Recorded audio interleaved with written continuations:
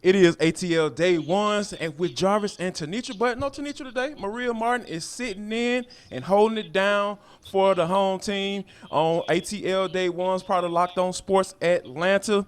And we want to thank you for liking and subscribing to our YouTube page. And also, always go, if you want to listen to us, you can download us on any audio platform. We are there wherever you download your podcast. And we want to welcome in another family member, a part of Locked On Sports Atlanta, Aaron Freeman, Locked On Falcons. Man, Aaron Freeman, how you doing, man? I'm doing great.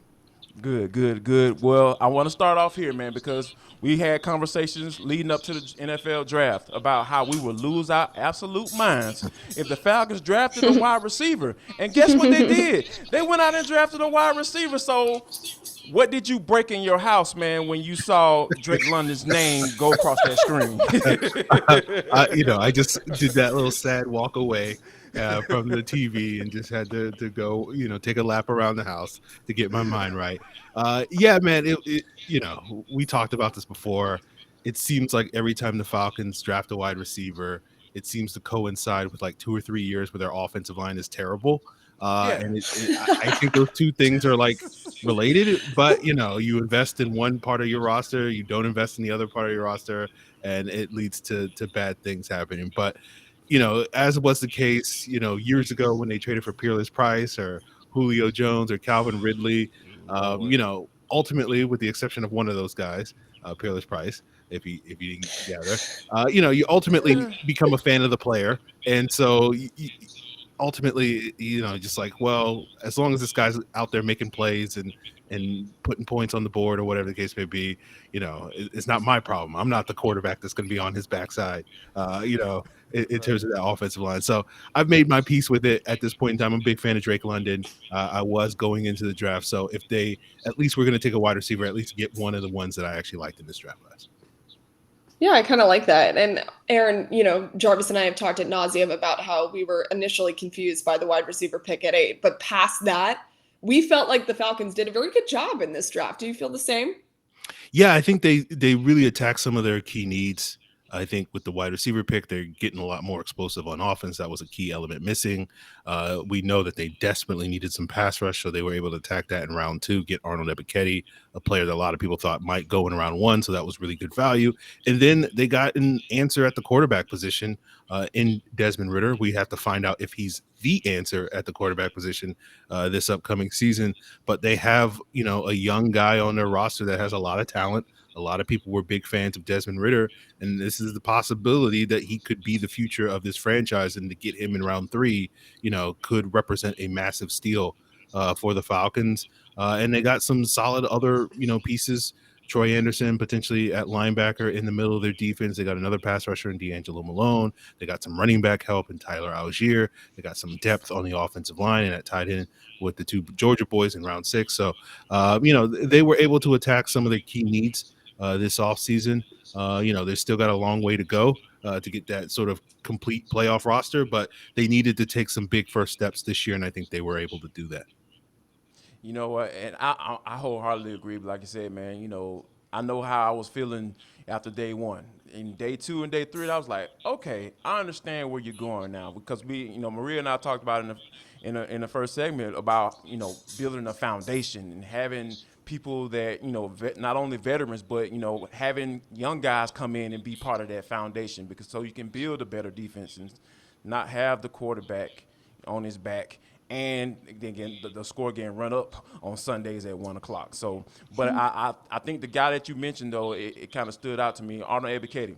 So I think he's a guy that I thought that he probably may fall in that first round, because I got a chance to see him, get my eyes on him down at the Senior Bowl. I thought he did well, and for me, I think he's probably one of the guys that potentially may be a day 1 starter.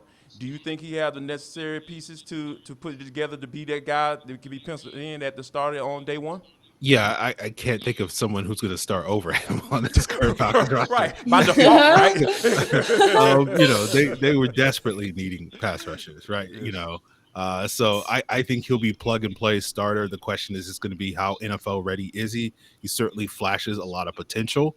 And it's just going to be whether or not he's got the polish. And I think that will come with time. Like, I'm not going to put these huge expectations and come out as a rookie and get like 10 sacks or anything ridiculous like that. But certainly a guy that I think can contribute and enhance this roster. And I know Grady Jarrett, now that he's re-upped in Atlanta, is just desperately looking for other guys around him that can, get some pressure on the quarterback, so that when he's getting doubled and triple teamed, at least one of these guys is getting single teamed and able to win in those situations. I think Arnold Ebiketie, along with Lorenzo Carter, the free agent pickup that they had, are the two guys that are best positioned to do that. Yeah, it's funny because I feel like Grady just agreeing to this contract extension tells you that he's confident in some of these pieces that they're building around him. Because listen, he doesn't want to go out there on Sundays now, being in his 7th year, just getting beat to death like he has been.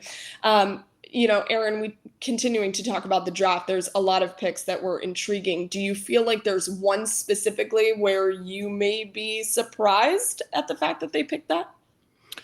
It's a 6th-round pick, so it's not that surprising. You can't put too many expectations, but Justin Schaefer, the Georgia guard, he was interesting because I feel like some of the issues he had at Georgia are the same issues that you saw last year with Jalen Mayfield, the left guard. So it makes me sit here and go, like, I know you wanted to bring in competition. I know you wanted to get maybe a bigger, stronger guard there. And I think Schaefer checks those boxes, but I think some of his same flaws are the same flaws that Jalen Mayfield had. So it doesn't, even if he does wind up beating out Jalen Mayfield in a competition, you just kind of feel like you're back at the same place that you were a year ago. And so that was a little bit of a head scratcher for me. The Troy Anderson pick is another one that I wouldn't say was a bad pick. But there were certainly some other linebackers that I think a lot of people thought were better. Certainly, I probably thought a couple of guys were better. Nakobe Dean from Georgia, Chad Muma from Wyoming seemed to be guys that maybe were a little bit more NFL ready than Troy Anderson. But I know part of the reason why the Falcons were attracted to Troy Anderson was because their running backs coach, Michael Petrie, coached Troy Anderson at Montana State when he was a freshman playing the running back position before he ultimately moved to linebacker.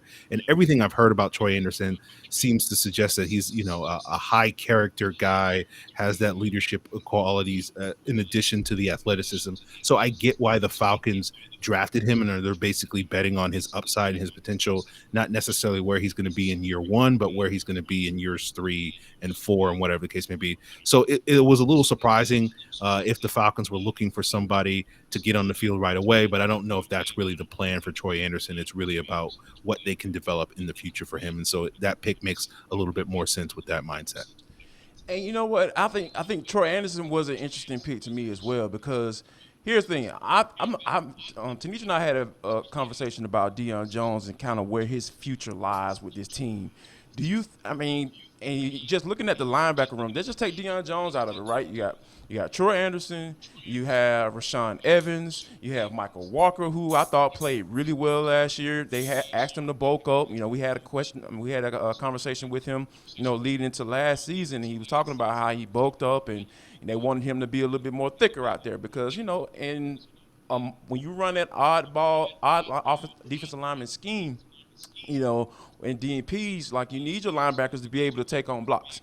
At some point, they're going to have to take on blocks. And, with Dan Quinn's scheme, Deion Jones was a better fit, right? Because those guys are allowed to run and roam and make tackles and run free. And you set it up that way. But I think that with Troy Anderson being drafted, all the guys that I just named, in that linebacker room, is Troy Anderson Deion Jones' replacement?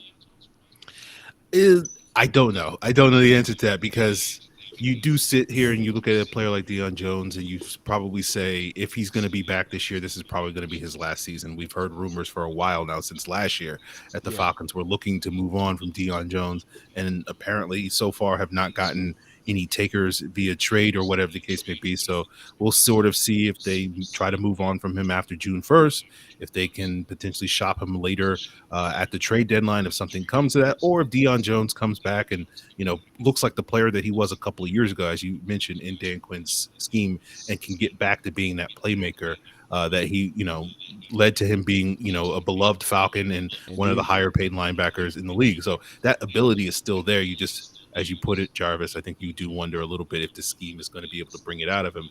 And so I think Troy Anderson is a shot across the bow towards a Deion Jones. But at the same time, like Rashaan Evans only signed a 1-year contract.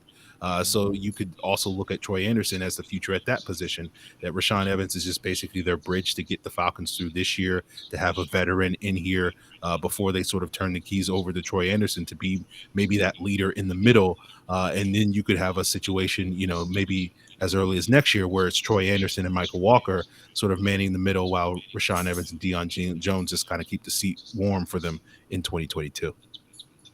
You talk about bridging the gap. One of the positions that comes to mind with the Falcons in bridging the gap would be the quarterback position. They bring in Marcus Mariota, who clearly they have a connection with him already. Arthur Smith was with him with the Titans, and so they bring him in, even though he really doesn't have a lot of experience in the NFL. He hasn't really panned out, I guess, to what people really thought initially he would be. Jarvis and I have talked about how the quarterback position in the NFL is so tricky to get right. It is so difficult to get it right. So they bring in a guy in the 3rd round in Desmond Ridder, who was really good at Cincinnati.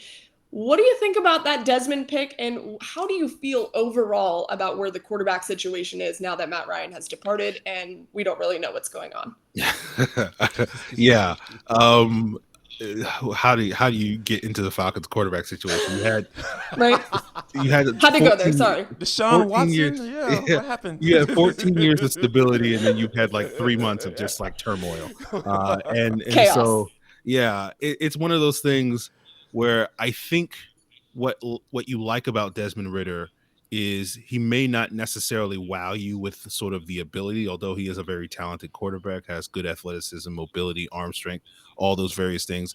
But it's really sort of the intangibles and the poise that he brought to the table, that he brings to the table, going to Cincinnati, which was a solid program when he arrived, but probably a 2nd-tier type of program, and then building them into a national title contender, getting better each and every year. And you hear people talk about the leadership and the poise and the intangibles. And when you kind of think back of Matt Ryan when he came out way back in the day, it wasn't Matt Ryan was wowing you with arm strength and abilities and physical tools. It was those intangibles, doing a similar thing to Boston College, who at the peak of his senior year was a team that I think was number 2 in the country before things kind of unraveled towards the end of his senior year there. So you do see some parallels with Desmond Ridder potentially with Matt Ryan. I think the main difference is, Matt Ryan went to a situation in Atlanta where he had a running back that could really take a lot of the pressure off of him to come in and be, an elite passer. He was a very productive passer as a rookie. And we saw that Falcon team surprise a lot of folks by going to the postseason. You do wonder if, history can repeat itself with a team that has low expectations going into the season. And maybe Desmond Ridder can provide that sort of spark for this team. I think as far as Marcus Mariota, similar to the conversation we've had about the linebacker position. Marcus Mariota is a perfectly solid quarterback, but I think really the reality of the situation for the Falcons is that he's a bridge quarterback. And, what's that bridge headed to? Is it potentially headed to Desmond Ridder? Is it headed to another quarterback, possibly as early as next year at the top of next year's draft? Who knows at this point in time? But I do think it is important for the Falcons, and I know Mark Zeno has been preaching this the last couple of days on his show, to find out what they have in Desmond Ridder this year so that they can make an informed decision about the long-term future of their quarterback position should they find themselves in a position to go get a guy next year. You want to know if is Desmond Ridder the guy? And again, he's probably not going into a situation where he's going to come in and light the world on fire, but you're just kind of looking for flashes that say, okay, this guy can play, this guy can keep this team competitive, even if it's only for a handful of stretches in some of the starts that he gets. So I think that's kind of the overriding mission for the Falcons this season, find out if Desmond Ridder can play and if he's the guy. But I think that will be sort of an interesting conversation that's going to hang over the head of this season. Sort of like, we just got to figure out what this quarterback situation is, because as you said, 14 years of stability with Matt Ryan, and now it's just kind of been turmoil this last couple of years, and we're just kind of looking for somebody to come in and just stabilize these things. Yeah, I think it's definitely going to be something to keep an eye on, because Marcus Mariota has never played a full season as a pro. So by default, we've been using that word a lot in this particular segment. You know, he may get his opportunity to do that. Aaron, we want to appreciate you, my brother. Thank you for joining us, and I'll be looking forward to talking with you tomorrow on Locked On Falcons, man. We're gonna mix it up tomorrow, man. Get into it and talk some draft. And we want to thank you for sticking around with us. Don't go anywhere. For the Culture is next.